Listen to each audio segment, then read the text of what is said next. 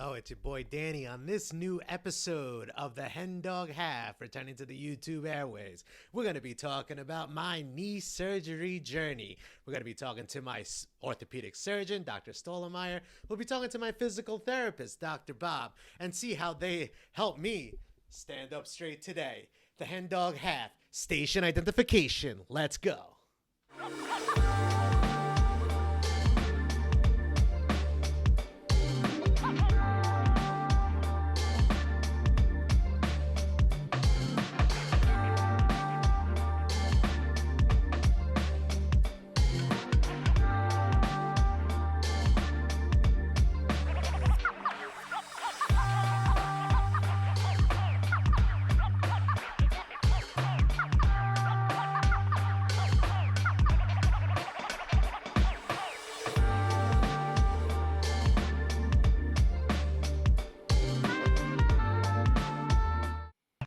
Yo, what's the deal? It's your boy Danny HenDog, and welcome to the HenDog Half. It is July 19th, 2023, and we are live from Lowell, Massachusetts. It's a sunny day out today, but that Canadian wilderness fire smoke that's adding that smog is blocking the sun. But hey, tanning comes naturally to me, so we'll be all right. We are live in the new studio, the HenDog Half Studios. 4 months in the making. The HenDog Half will now be recorded indoors year-round. We also have a big screen. The big screen is up there, but the visual is still under construction. We got the same microphone. We got the same laptop. We have a new desk, solid wood. The HenDog Half is slowly upgrading here. I'm going to be adding a couple of details to the background. I'll also be setting up my DJ rig. 12 years in the making. Those turntables have been sitting in the closet for 12 years. I'm going to take them out, set them up, and I'm going to bring music back to this podcast. I was a DJ in college. I was a student of the Scratch and Hook, and I cannot wait in order to get music onto this podcast. I am also going to be setting up my mixer with a soundboard in order to have a live guest here on the HenDog Half. So if you want to join me for a podcast, you let me know. Email, message, smoke signal, whatever you like. But this HenDog Half is now upgrading for 2023. One day at a time, sometimes 1 minute at a time. And we're going for progress, not perfection, here at the HenDog Half. In today's episode, on our return to the YouTube airways, it is my knee surgery journey. My injury, all the surgery that went into it. I have an interview with my orthopedic surgeon. I also have an interview with my PT doctor, Dr. Bob. We're going to be talking about what they did in my knee and why I sat on the couch for the last 4 months. It all started on May 16th, 2022, almost about 14 months ago, a year ago. I was at my Brazilian Jiujitsu gym, Gentle Art Dojo, here in Lowell, Massachusetts. We were rolling, doing the sparring rounds. That's when you practice fighting against a partner in live motion. We usually do 5-minute rounds. I was with my partner. He was training for a tournament. And, I try to be a good partner, try to give him some force. I shot the double leg takedown. The double leg takedown is when you bring your leg in this order: heel, toe, knees, and you shoot for your opponent's legs. I did that to my partner, and as I did it, he defended well. He attempted a sprawl. The sprawl is the defense for a double leg takedown. While he was sprawling, I was on my knees, sitting on my ankle, and what had happened was he pushed my upper body back and put a lot of hyperflexion into my knees. I sat down and was pushed back and could not control, because he was a very strong guy. I stretched out my knees sitting on my ankles, and my meniscus ripped. My knee moved way too forward, and I felt the tear. I got up and I could not walk. I knew I fucked myself up, and it's a little scary, not being able to walk out of the gym. But what happened in this injury? What happened to my knee? Let's talk about it in today's episode. And very anticipated return. We all wanted him back. all my followers, all the people that like my statuses on Instagram, Facebook. We wanted the anticipated return of the hot model. The hot model is back on the HenDog half. Today's hot model is the knee joint. It is, as I hit the microphone, it is the bones, the tendons, the ligaments, and the fibrocartilage that makes up your knee joint.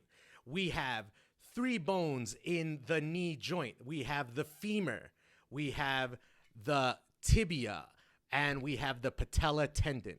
We do have the fibula too in the back. It's not really it's part of the structure of the knee, but it's not any of the moving parts. In this hot model, you could see that we have a huge tendon right in here, right in front. We have the femur and we have the patella tendon. That's the kneecap. So if you owe money to the mafia's Al Pacino or Joe Pesci, this is what they're aiming for. They're going to break your kneecap. So you better be careful. And then we have the tibia. The tibia is the lower part, the shin bone of your leg, and it is connected all by ligaments, the rubber bands that connect the bones together in order to cause this motion, the hinge-like motion of the knee. You can lift up your leg and see that hinge motion right now. With the ligaments, those rubber bands that connect the bones, where the bones are connected are 2 moon-shaped fibrocartilages called meniscus.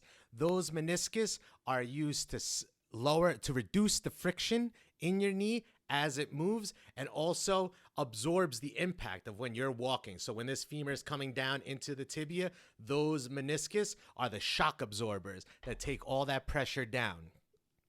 Let's talk about how I injured my knee by the basics of the anatomy of the knee. With the 3 bones, the large tendon, and the static stabilizers that are the ligaments and the shock-absorbing meniscuses inside of the knee is called a joint of articulation, if you want to sound like a doctor from Harvard. What's wrong with you, pal? In Gray's Anatomy's textbook, it is stated that the knee is a complicated character. A normal joint of articulation, like the shoulder, like the elbow, it only involves 2 different bones. With the knee has 3 bones: the femur, the patella, and the tibia. All of 3 bones slide over each other in order to do that joint-like motion. All of these bones have potential of getting hurt. All of these ligaments have potential to get hurt. Of course the knee is complicated. Look at all these parts. All these parts can get hurt. If you were dating a knee joint, your friends would call all these complicated parts and these complicated motions red flags. I have a toxic relationship with both my knees. I am verbally abusive to my knees. I hurt my knees all the time, and I make my knees cry in pain all the time. Me and my knees are toxic together. Let's talk about the parts of the knee that are commonly injured. The ligaments. You have 4 ligaments in your knee, 2 on the outside and then 2 inside of the knee capsule. The 2 in the inside of the knee capsule are what keeps the knee stable. The first one we're going to talk about is the anterior cruciate ligament, or the ACL. This ligament is the tough rubber band that connects the femur to the tibia. The ACL is in the middle of your knee, inside the knee capsule. The main purpose of your ACL is to keep your tibia bone from sliding too much forward from the femur. So when you are running, when you are stopping, when you are pivoting, when you are twisting while running, playing sports, playing outside with your dog or your kids, this ACL is what keeps the knee stable when you're making all those dynamic motions, whether it be in a sports game, a football game, or whether it be at the playground. That ACL is very important from keeping your femur and your tibia from moving too much forward and ripping all the other parts of your knee, those complicated red flags. Crossing over that ACL, going back toward the knee, is the PCL, or the posterior and cruciate ligament. The posterior and cruciate ligament What this does is it prevents the tibia from sliding too back from the femur, destroying all the other parts of the knee. The PCL is the strongest and the biggest ligament in your knee. So if that PCL rips, you are taking blunt force trauma to the front of your shin bone, that tibia, and you are dragging that ligament back, and you're tearing that PCL that is inserted in the back of your tibia. If you are tearing your PCL, most commonly you are tearing something else, or you are breaking that tibia bone. A PCL injury is very, very serious because it always tears with a combination of something else. And if your knee dislocates and those arteries start bleeding inside of your knee, you need emergency help real fast. So the two ligaments that get hurt all the time are the ACL and the PCL. Not to mention the MCL, the medial collateral ligament, and you also have the outside ligament called the lateral collateral ligament. So you have 4 ligaments here that stabilize your knee and let you play football, let you run that ball for 20 yards, lets you play soccer for 90 minutes, lets you play lacrosse for 2 halves, or lets you win the NCAA championships in March Madness basketball. But those ligaments all have potential of tearing during active sports. The last part of the anatomy of the knee is the fibrocartilages. In between the femur and the tibia, there are 2 types of cartilages inside of your knee whose purpose is to reduce friction and to absorb the shock when you're walking. The 2 parts of the cartilages inside of your knee, the first one being the articular cartilage, which is a smooth layer that goes right on the end of your bone. That reduces friction. Then you have the other cartilage, which is the meniscal cartilage. The meniscal cartilage is 2 moon-shaped cartilages on both sides of your knee. The meniscus is made up of fibers interconnected with each other. According to the Cleveland Clinic, your meniscus is made up of thick fibers interconnecting with each other, creating the toughest, strongest, and least flexible cartilage. Least flexible cartilage in your whole body. The main purpose is to absorb impact while you're walking, while you're running, and to keep your knee stabilized along with the ligaments and the tendons of the knee.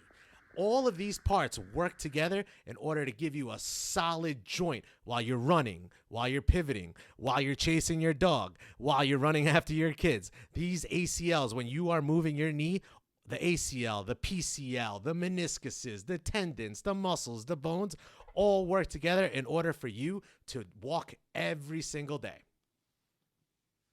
So now that we've discussed the moving parts of your knee joint of articulation, what damage did I do to my knee? The clowns have come over Caesar. An MRI showed that I tore my right meniscus in my right knee. The type of tear was a bucket handle tear. That's when your meniscus tears apart and then folds onto itself, kind of like a bucket handle. When you're carrying a bucket and then you let go of the handle, it folds back into the bucket. That's exactly what the meniscus does when it tears. And it was causing me a lot of pain. So on March 21st, 2023, I underwent meniscal repair surgery. The surgery was done at Excel Orthopedics in Woburn, Massachusetts. The morning of the surgery, they set you up in a pre-op room. The pre-op room is like an express hospital room. You got a bed, you have a vital signs machine, and you have a computer for the nurse to chart. An intravenous line was placed into my vein in order to push the drugs right into my bloodstream. An IV line was placed in my hand. And then, as you could see, I got the cap, I got the gown, I got the mask on. This is for sterile procedures inside of the OR, the operating room. As you could see on my vitals, they are stable. I am chill, mentally and physically, because I work in the hospital. I work in the medical field. I work in medicine. So seeing a hospital room, knowing that I'm getting drugs and stuff like that isn't anything of my shock. But if you're watching this video to get information about the surgery, a lot of your anxiety, a lot of your stress can be diminished by just asking questions. You could ask questions to the nurse. You could ask questions to your doctor, to your surgeon. Anything that you need to know before that surgery in order to calm that stress down, in order to keep you relaxed, because you don't want to go into that surgery stressed out. You want to be as relaxed as possible. And the best way to get that stress out of your head, that anxiety out of your head, is to ask questions. Figure out what you don't know, and that will keep you calm, cool, and collected before your surgery. After a few hours of waiting in the pre-op room, I was brought into the operating room with my orthopedic surgeon, Dr. Stollmeyer. To explain what happened in the operating room during my surgery, I sat down with Dr. Stollmeyer to get all the details. For your knee, the meniscus are those two C-shaped pieces of cartilage in there. So they kind of go around the inside of the knee. On the inside, that's the medial side. And you can see this one has kind of a tear marked in it. I don't know if you can see that okay. It's hard to see in there. Yeah, no, but I do. If you imagine that kind of extended even around to the front for you, and that whole inside piece flipped up into the notch. So it was really flipped over when we went in there. So the first thing that I did was kind of push it back with just a blunt probe that pushes it back to flatten it out. And then we had to repair along the edge. So in the back, it's easy to repair it from the inside. So I use a tool that kind of puts a stitch in there, and it sort of comes out the back into the capsule. On this inside here, where you have some incisions kind of on the inside of the knee, I actually went from outside to in to put some stitches through it that basically hold the meniscus back together. And then we tie it on the outside of the capsule. So you got a whole bunch of stitches. I don't have the number. I remember it was nine. Yeah, it was nine, I think it was yeah. 9, which is a lot. Yes. To do the repair kind of all the way around the circumference. Probably like 2/3 of the meniscus was torn. Okay. And we repaired that in there. And then now, hopefully in the last 6 weeks, you've healed that up. And now we just work on getting your muscle stronger, you know, getting the knee bending and that kind of stuff.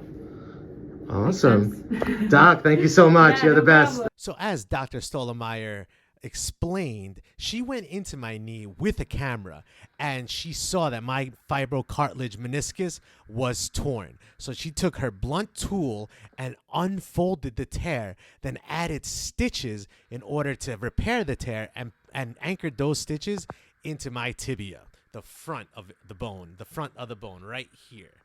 The front of the tibia is where the stitches went in. As the doctor said, I had a large tear of my meniscus, so I knew my recovery was going to be a bitch. On March 24th, 3 days after my surgery, I was allowed to take the ACE bandages off. I was non-weight bearing on my right leg for the first 6 weeks after the surgery. So let me tell you, using a chair in the shower is a very humbling experience. I was not allowed to put any weight on that right leg while it healed after surgery. So taking off the bandages, I was allowed to shower, still had to sit in a chair in the shower.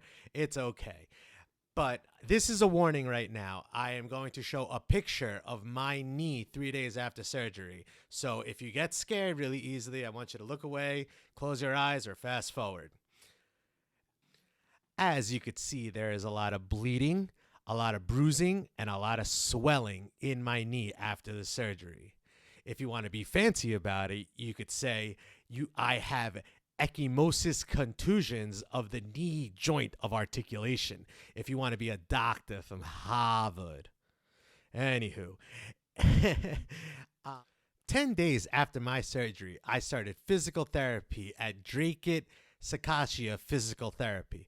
When I started PT, I sat down with my physical therapist, Dr. Bob, and I asked him about my meniscus tear and why I have to be weight-bearing and what the progress is going to be now moving forward to get my knee back to normal. Gotcha.